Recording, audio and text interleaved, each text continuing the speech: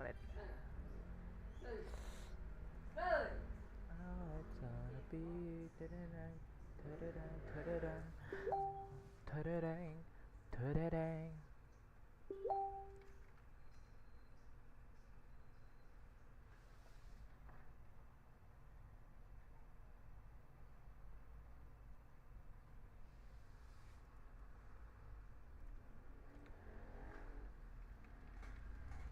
How it's gonna be when you don't know me anymore? How it's gonna be.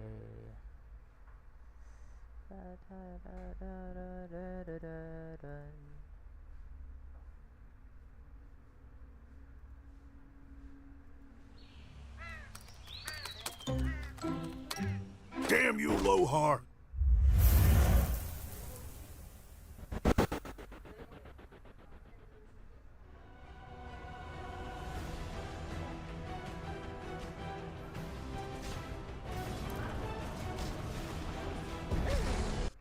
They were the best regular season team of all time, winning a record 73 games. He was the best player on the planet, in the middle of his prime. A year earlier, in the 2015 finals, the Warriors won their first title, despite the King averaging 36, 13, and 9. However, in the 2016 NBA Finals, LeBron's two All-Star teammates were healthy, which was supposed to make all the difference. And it didn't. After 4 games, Golden State had a 3-1 lead, winning all the games by double digits. At that point, it felt like the rest of the series was just a formality, because in the history of the NBA Finals, 32 teams had fallen to a 3-1 deficit, and all 32 lost. After Game 4, the odds for the Warriors winning the championship was at 96%, and outside of Ohio, nobody believed that the Cavs could turn the series around. But then, this happened.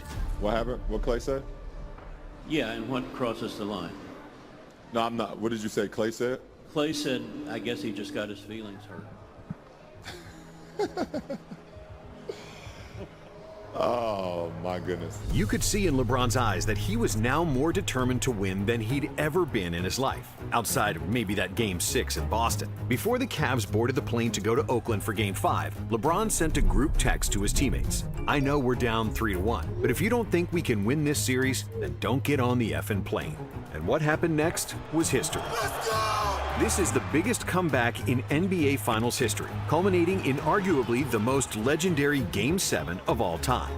But before Steph and the Warriors won their first championship, the widespread belief in the NBA was that you can't win the title with an offense primarily based on jump shooting. Jumpers, I always said jumpers are like pretty girls. They're really good looking when they going in, but then when you realize that pretty girl is dumb, you're in for a long date.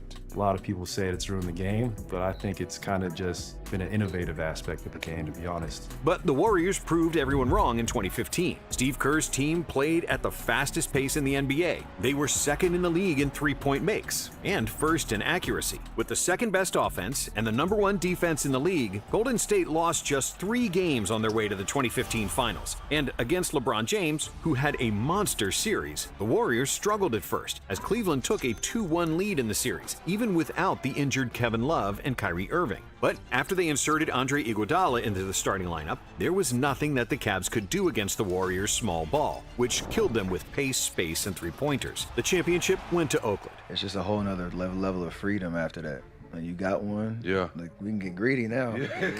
And when the 2016 season started, the league still hadn't gotten the memo about the future of basketball. Most NBA teams still played with traditional, non-shooting big men. And when those teams faced the Warriors, they simply couldn't keep up. Utilizing the strength, mobility, and defensive genius of Draymond Green at center, who was strong enough to battle bigger players in the post, and quicker than all of them, the Dubs were killing opponents in transition, thriving on open looks created by Green's playmaking and the gravity of the Splash Brothers shooting.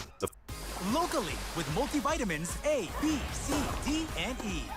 My daily vitamins. The 5-man lineup of Iguodala, Curry, Thompson, Green, and Barnes was soon named the Death Lineup. And even though Kerr used it sporadically, when all 5 were on the floor, they were unstoppable. The death lineup was deployed in 37 games of the regular season, outscoring opponents by 166 points in 172 minutes, for an average advantage of 47 points per 100 possessions. And the only reason that Kerr didn't use them more is because he didn't have to. Golden State's defensive versatility and juggernaut three-point shooting quickly blew out most opponents, and the death lineup was only needed in close games. The Warriors opened the season with 24 straight wins, an NBA record to start the season. We start off 24-0. That part of it alone was that was. I forgot about that part. Yeah, that part was the craziest thing in the world, just because we had OD confidence, we had chemistry, like you said. Let's just go win every single game. At midpoint, the Dubs were 37-4, after which talk of breaking the Chicago Bulls record of 72 wins started gaining traction. Golden State entered the final month of the season with a 60-6 record, and then they decided to really go for it. Even though their key players would have benefited from getting rest, the record was now their main goal,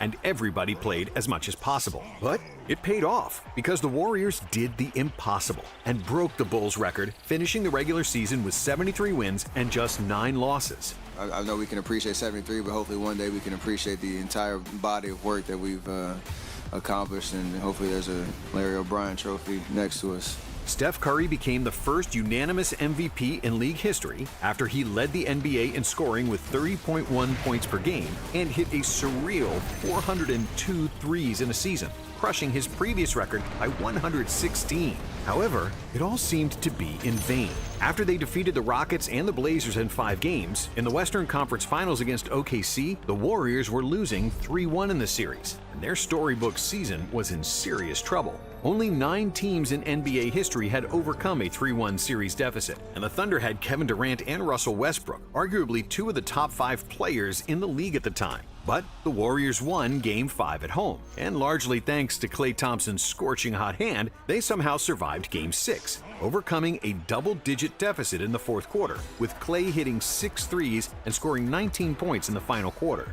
So I remember coming out the gate early that game, and it felt good. Everything was in rhythm, and it just happened to be one of those nights, man.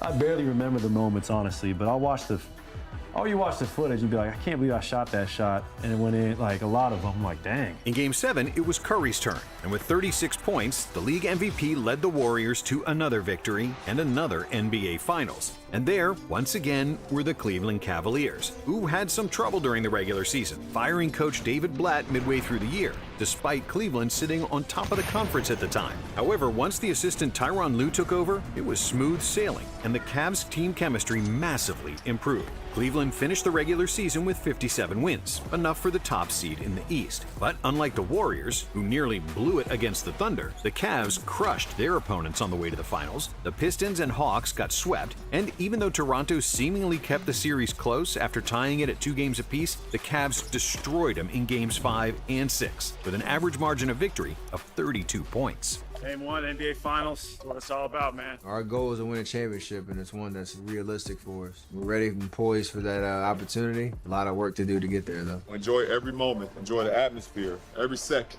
every minute, every play, every possession. Enjoy it, all right? But when the finals started, the Warriors quickly put the hammer down and showed Cleveland they were not the Toronto Raptors, and they'd have to work for every point they got.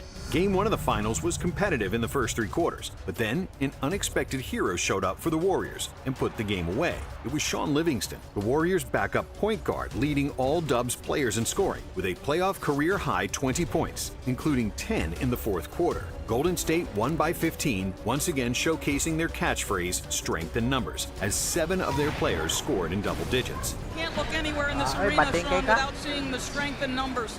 How does this group embody that slogan? Yeah, that's our motto. That's what we believe in. We pick each other up, and we believe in each other, and we just fight.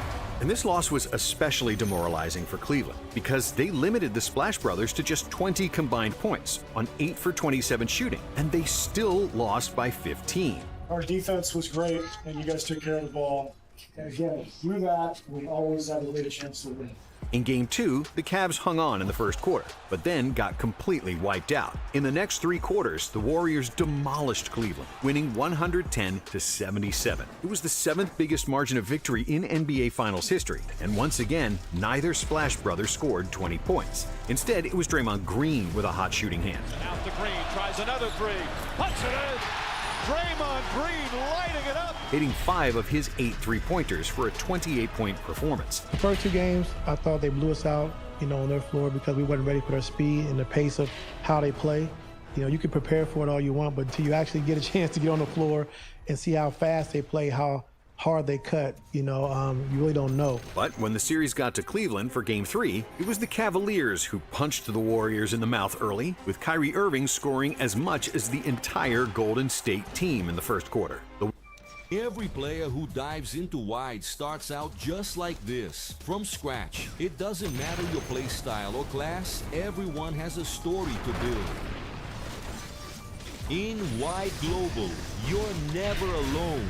You'll always find people evolving alongside you, and with every battle, you'll grow stronger. Kursev is waiting for... The Warriors cut the 17-point deficit to just 8 at halftime, but the Cavs stepped on the gas in the second half, ultimately winning by 30 points, despite missing Kevin Love, who was out of the game due to a concussion he suffered in Game 2. Game 4 was the closest game of the series up to that point, as Golden State held just a 1-point lead going into the fourth quarter. It looked like the game could swing either way. But that's when the greatest shooter of all time finally caught his stride. See, Steph's shooting was below par in the first 3 games, as he failed to crack 20 points all series. And the same with his splash brother Clay. But in the fourth quarter of Game 4, Curry took over, scoring 13 of Golden State's 29 points, en route to a 38-point night, with the Warriors winning by 11. The Warriors made 17 3-pointers, then an NBA record for a single finals game, and the first time in the finals that a team made more 3s than 2s. However, Game 4 won't be remembered for this record or any of Steph's clutch buckets, but for Draymond Green and his habit of hitting players in the family jewels. With less than 3 minutes left to play in the game, and with the Warriors up by 10, Green committed the costliest mistake of his career. The contact with LeBron's testicles 1-2 earned Draymond his 4th flagrant foul in the postseason, which was an automatic 1-game suspension. When asked about the incident, Klay Thompson made the costliest quote of his career. Guys talk trash in this league all the time. I'm just kind of shocked some guys take it so personal. I don't know how James feels, but obviously people have feelings, and people's feelings get hurt even if they're called a bad word. I guess his feelings just got hurt. And when he heard that, LeBron took the high road, but deep inside, he was livid. Clay said, I guess he just got his feelings hurt. It's so hard to take the high road. I've been doing it for 13 years. It's so hard to continue to do it, and I'm gonna do it again. At the end of the day, we got to go out. We got to show up and play better tomorrow night.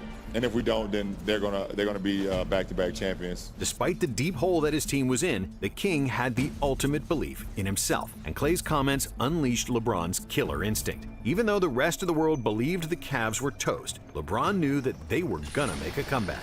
We were in Oakland. We went to their practice facility, the Golden State Warriors, and it was the one.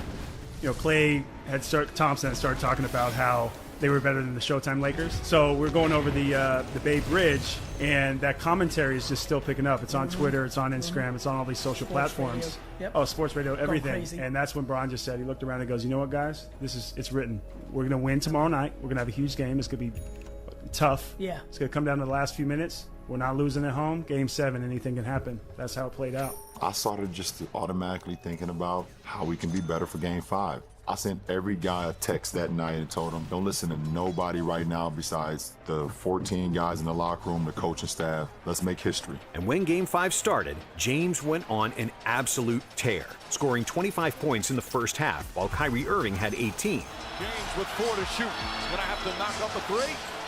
And does! LeBron James with his 3rd three-pointer. But despite the absence of Draymond, the Warriors weren't going anywhere. And largely due to Klay Thompson's 26 points, the game was dead even at halftime. But early in the third, a disaster struck for the Warriors. And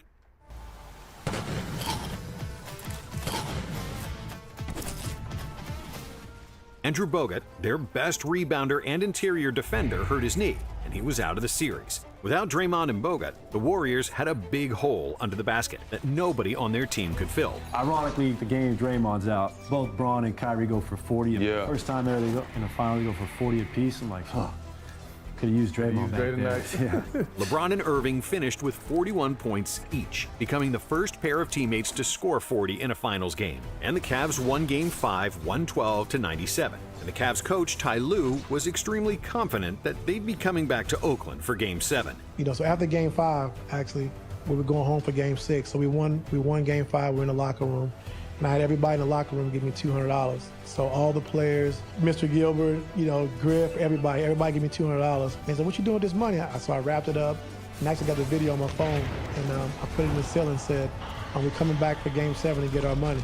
And when the series returned to Cleveland for Game 6, LeBron had another performance for the ages. The King had complete control on both ends of the floor, and the Cavs blew the Warriors out from the jump, winning the first quarter by 20. And Curry has to back off as James throws it down. And Cleveland maintained that lead until the end of the game. Whenever the Warriors came close, LeBron was there to stop them. And the Cavs won 115-101. James finished that game with 41 points, including 18 straight points from the end of the third quarter to the 7-minute mark of the fourth. LeBron also had 11 rebounds, 4 assists, 4 steals, and 3 blocks, while only committing 1 turnover in one of the best all-around games ever. Mentally and physically, I'm telling you, And in the end, it all came down to Game 7. Only the 4th time that happened in the NBA Finals since 1994. But of all the Game 7s, this one was arguably the most legendary and one of the biggest nail-biters ever. The two teams exchanged the lead 20 times with 11 ties. And with 4 minutes and 40 seconds left, the score was tied at 89. For the next 3 minutes, neither team could buy a bucket, as everyone was completely exhausted. But then, it looked like the Warriors would break the tie, as Andre Iguodala led the 2-on-1 fast break. And what followed next was the greatest chase-down block in the history of basketball. It was a 2-on-1 fast break, and probably 99.9% of the time, that's going to be a finish between Steph and Iguodala. I was just like, I can't give up on this play. We've come so far. Iguodala to Curry, back to Iguodala, up for the layup. Oh, blocked by James. LeBron James with the rejection. With 1:09 to play and the score still tied, the Cavs called a timeout. As Ty Lue gathered the team, James emphatically pointed to Irving, with the full belief in his running mates scoring in isolation. The Cavs then ran a screen with J.R. Smith forcing Curry to guard Kyrie. Irving and Curry, one-on-one. Irving puts it up. It's good! Kyrie Irving from downtown! And the Cavaliers by 3! Despite having a 3-point advantage with 53 seconds to go, it was still a one-possession game. The Warriors used the same tactic as the Cavs did moments earlier, hunting Kevin Love in the pick and roll, forcing him to guard Steph on the perimeter. Love was the Warriors' preferred target, and throughout the 30 minutes he played in Game 7, the Warriors scored 28 points with Love as the primary defender. However, with the clock winding down, Love moved his feet like he never moved them before, contesting Curry's shot as well as he could, forcing a missed three-pointer from Steph. With their final possession, the Cavs needed a bucket to put the game away, and Kyrie drove the ball hard right, passing to cutting LeBron, who soared for a dunk, only to be fouled hard by Draymond. James misses the jam, but fouled! James landed on the floor and grimaced in pain, but the game still wasn't out of reach, and he needed to make at least one free throw. LeBron missed the first, but made the second, with 10 seconds left on the clock. Rattles in the second. 4-point game. Timeout Golden State. After a timeout, Steph had another 3-point attempt to cut the lead to 1, but his shot missed the target, and the Cavs could finally celebrate. It's over! It's over! Cleveland is a city of champions once again! The Cavaliers are NBA champions! After 52 long and painful years, the city of Cleveland finally won the championship, which was echoed by one of the most legendary shoutouts ever. Cleveland! This is for you! That championship team that's in that locker room right there, we got to give them a lot of credit. They did an amazing job. And for us, it was just about being resilient and coming in and taking care of business. But, I mean, this is one for the books, literally. One for the books. That type of thing you just can't draw up. But I just remember how locked in we were, and that still today resonates with me in such a big way. Playoff run, obviously 73-9, and we get into the playoffs, I get hurt. Missed like 3 weeks of the playoffs, come back. We get to the Western Conference Finals, we're down 3-1. Like, people think our season's over with. Come back. So we were on both sides of a 3-1 situation. That was a special season. We didn't finish the job, but that's a season I'll never forget, man. There's always going to be that just awkward, like, acknowledgement of an amazing regular season. And then in the finals, obviously, I think the wheels just fell off.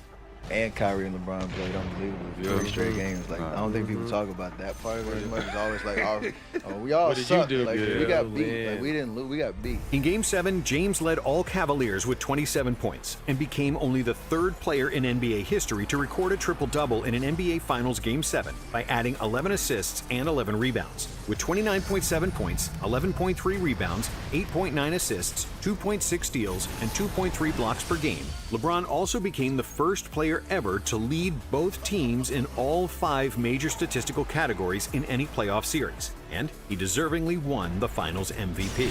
The Cavaliers became the first team in NBA history to come back from a 3-1 series deficit to win the NBA Finals, as well as the first road team to win a Finals Game 7 since the 1978 Washington Bullets. Game 7 of the 2016 Finals was the most watched game in NBA Finals history, and with plenty of lead changes and some of the most legendary plays ever, it's safe to say that this was the best Finals game of all time. We win the championship, everybody's going crazy, and so I go in the ceiling and get the money. And so first thing Brian asked me, like, "Hey man, where's that money?" I said, "Man, I don't know, it disappeared," but I kept it for myself. Thank you for watching Nonstop. And if you like this video, we have another one for you right here. Always remember, inner strength isn't found. You build it piece by piece. And that's where you'll find love. The love for yourself.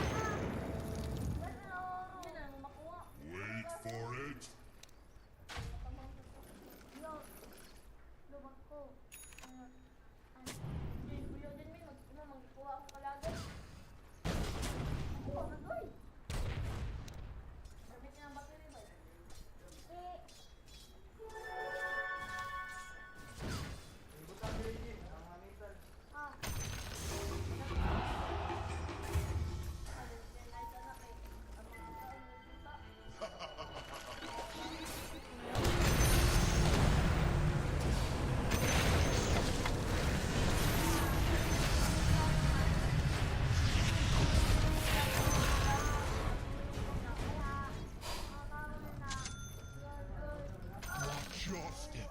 It's 6 feet down.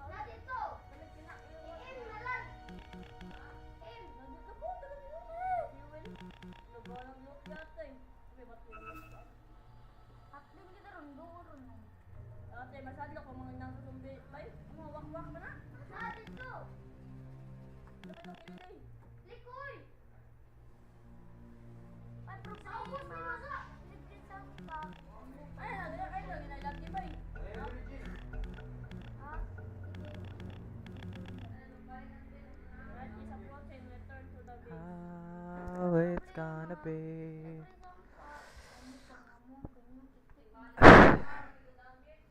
If you don't know, man.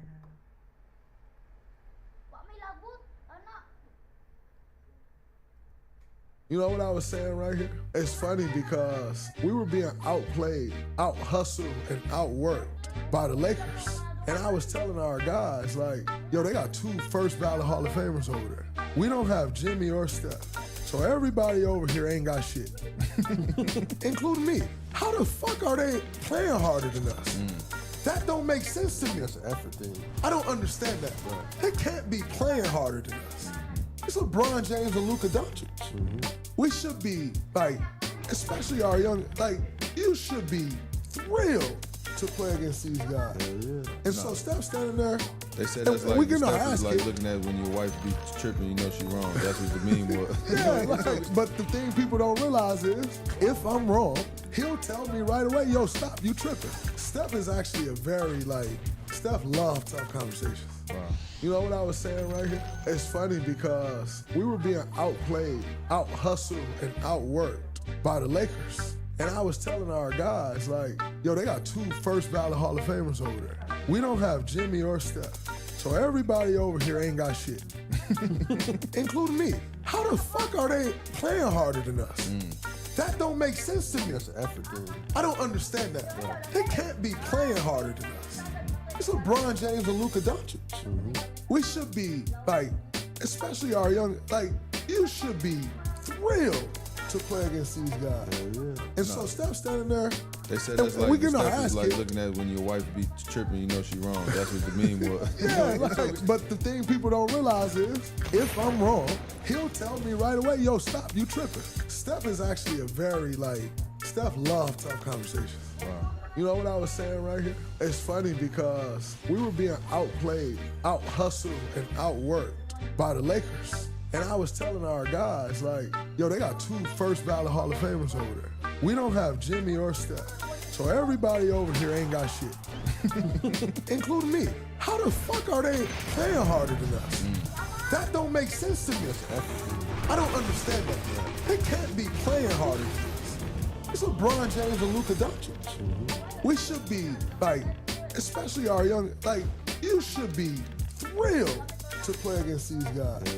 And so Steph standing there, They said that's like, we get our stuff ass is like kicked. looking at when your wife be tripping, you know she wrong. That's what the meme was. Yeah, but the thing people don't realize is, if I'm wrong, he'll tell me right away, yo, stop, you tripping. Steph is actually a very, Steph loves tough conversations. Wow. You know what I was saying right here? It's funny because we were being outplayed, out-hustled, and outworked by the Lakers. And I was telling our guys, yo, they got 2 first ballot Hall of Famers over there. We don't have Jimmy or Steph.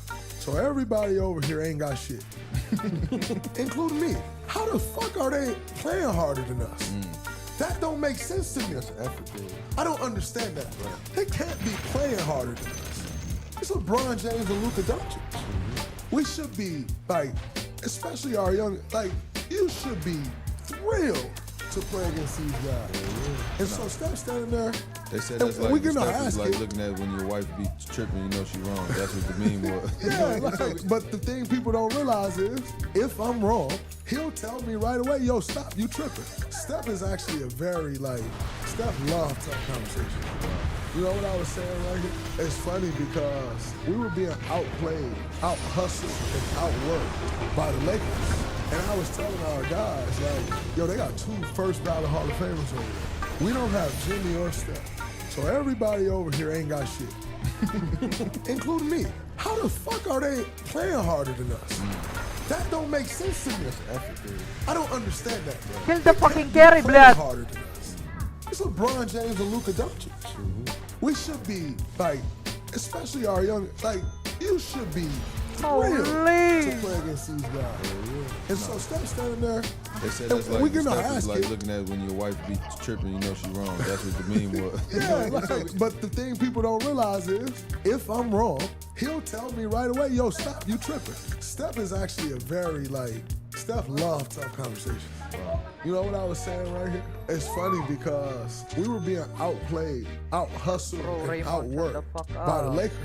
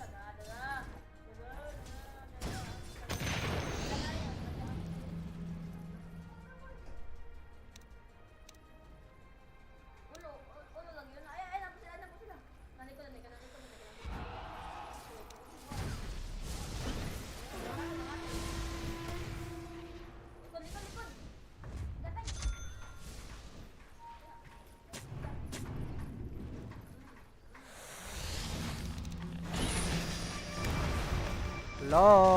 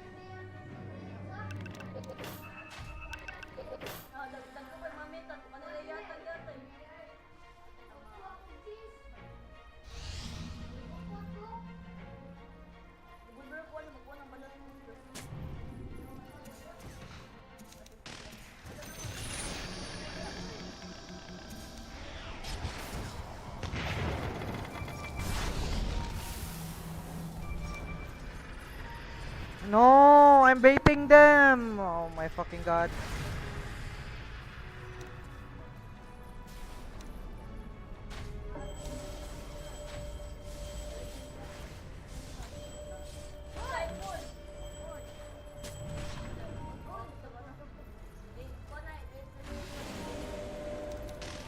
Let me go first.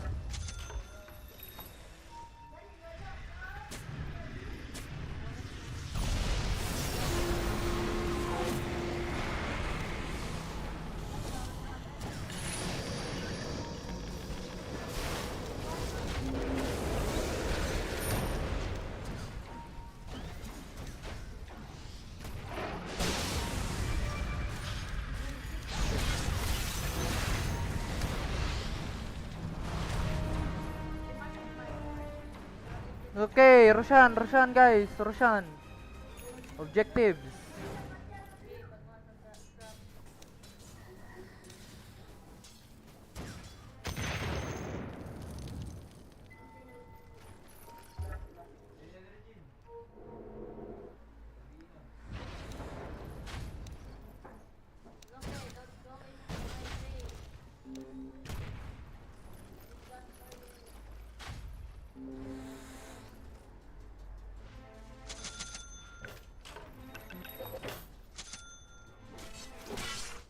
Objective. Oh my fucking god.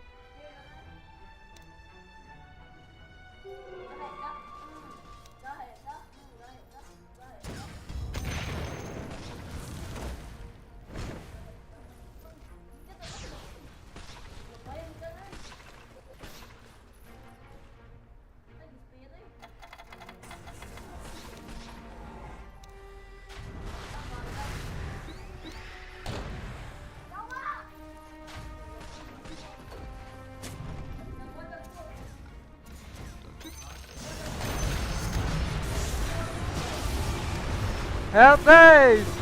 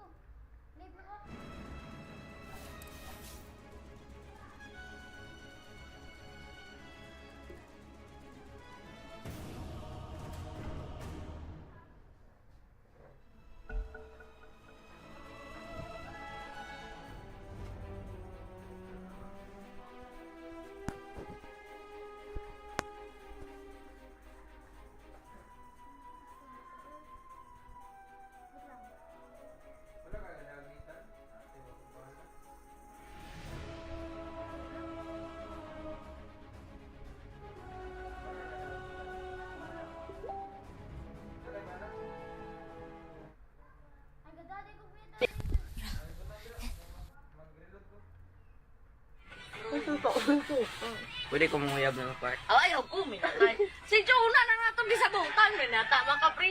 Ay, manguyab, manguni mo part. Bisa di ka mo tingog, isugot na.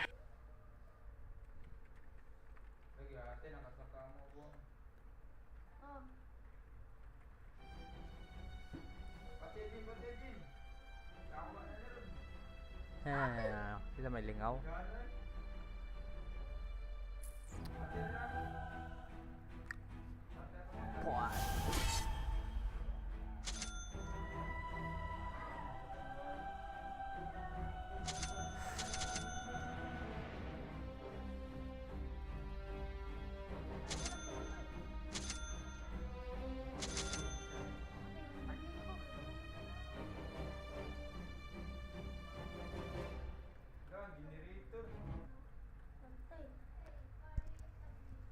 Pussythorn Red.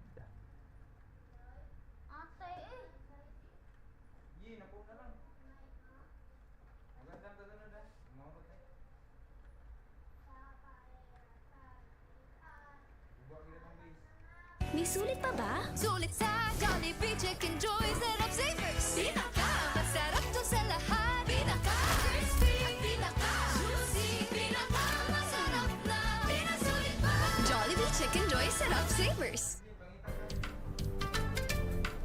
祭りだって8年だよデビューしていや、8年すごいでしょ。よく続いてるよ。こんなに続けられる仕事ないよ、なかなかって思ってるもん。いつまで続けるんだろう。全然さ、一生いていいよって言うんだったら、一生続けるがホロライブが、そう。Who the hell? How it's gonna be when you don't know me anymore.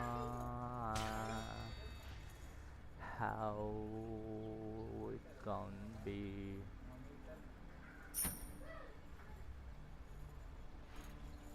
How it's gonna be.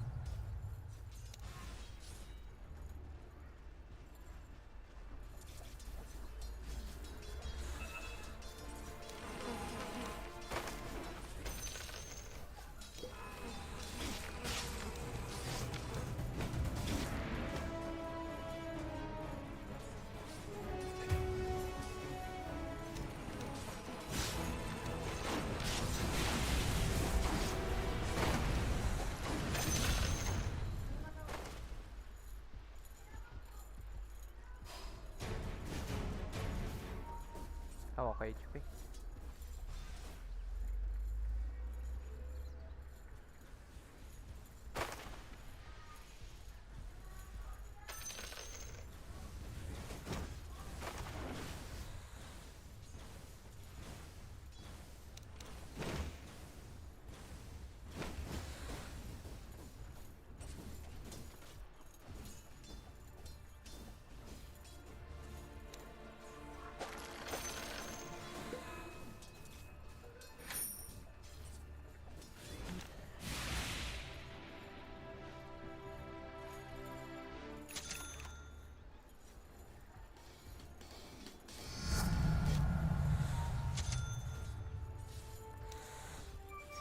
Patayなんだ。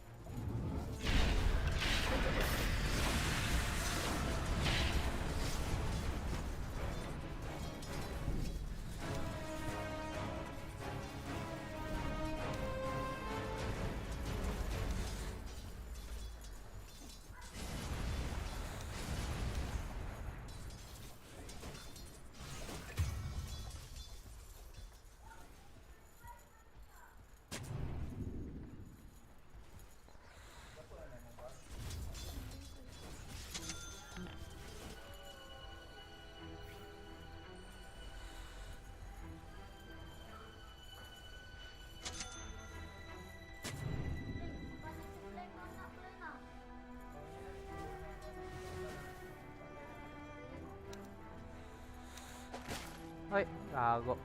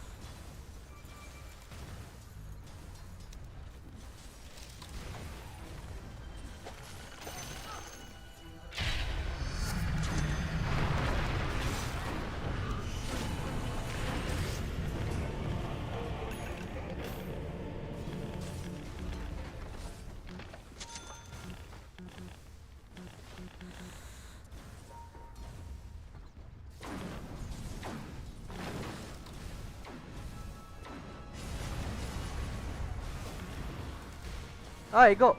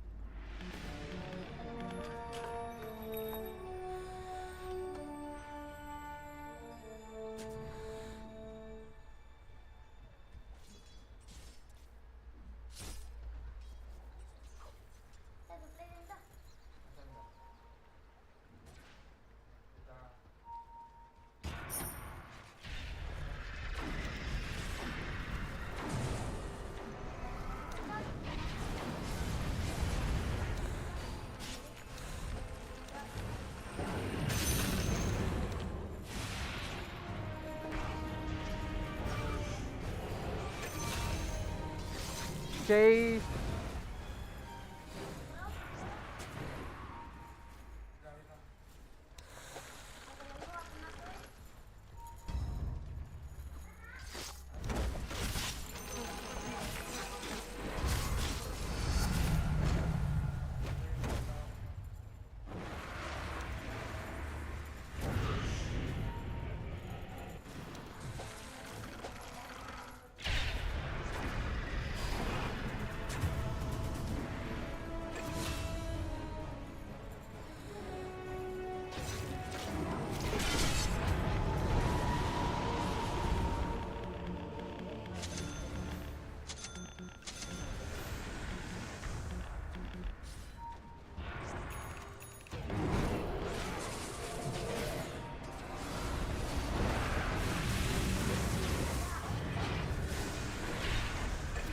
There we go.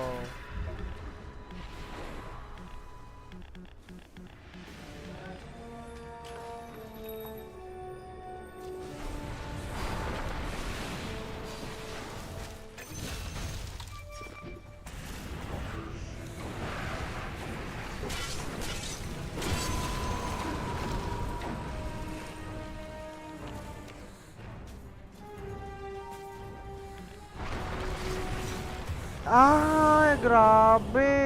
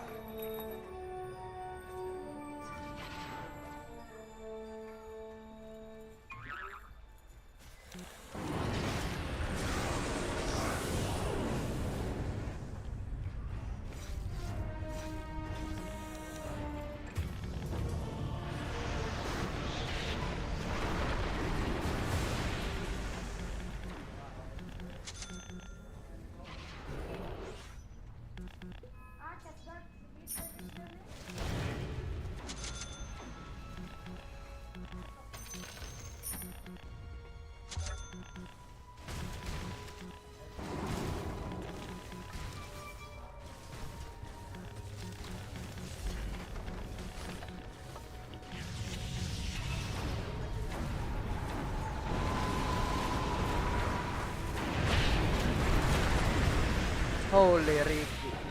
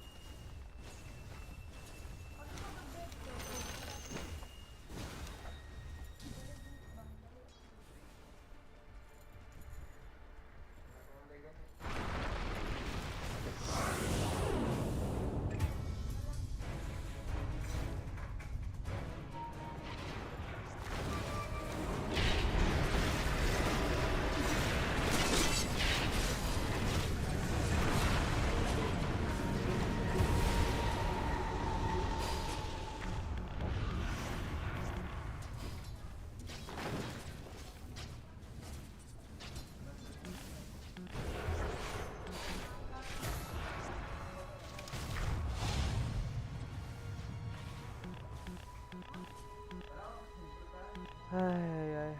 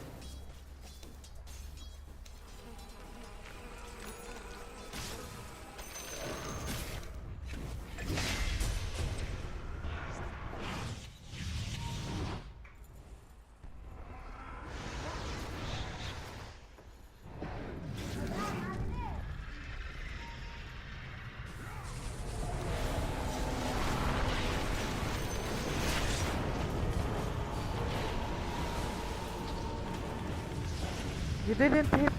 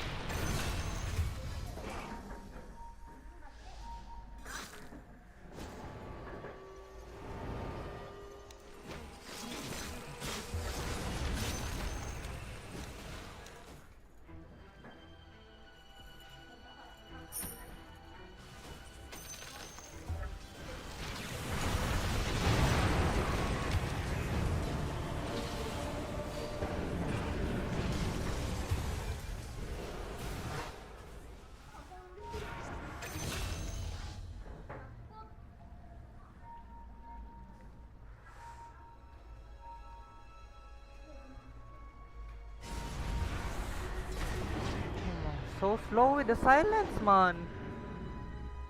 Holy shit.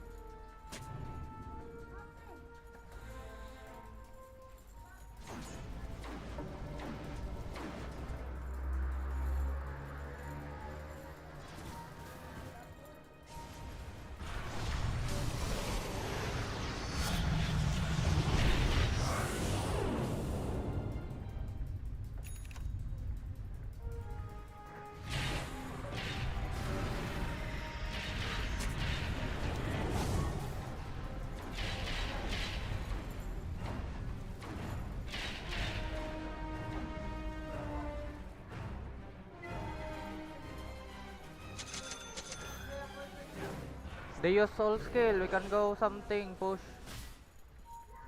We can see this guy. Careful. Can we go push mid instead? They got no global. Push mid instead, guys.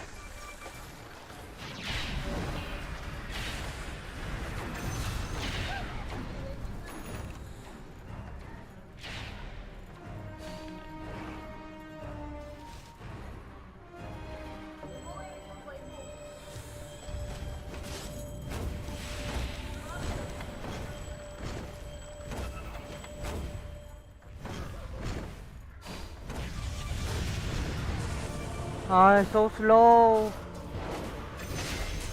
Get the gem, guys.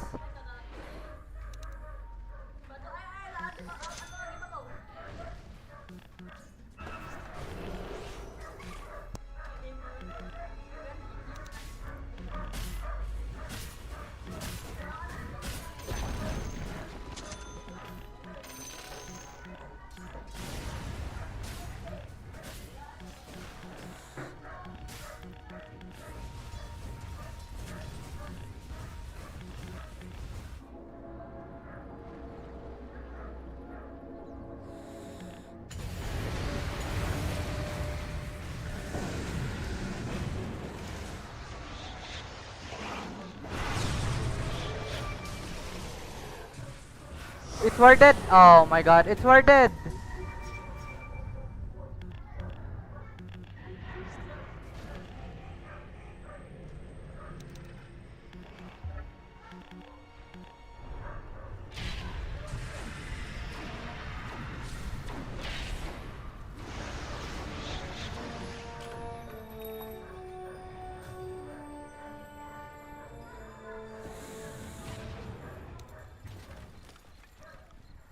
We can kill this guy.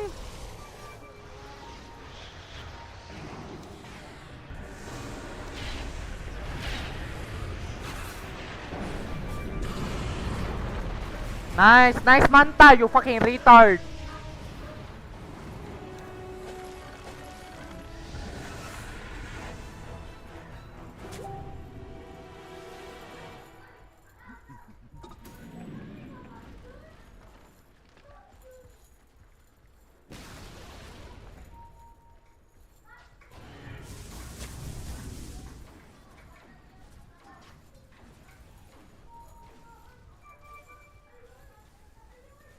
Wait, you don't have buyback, just wait for them to respawn. Nice stat, you fucking moron.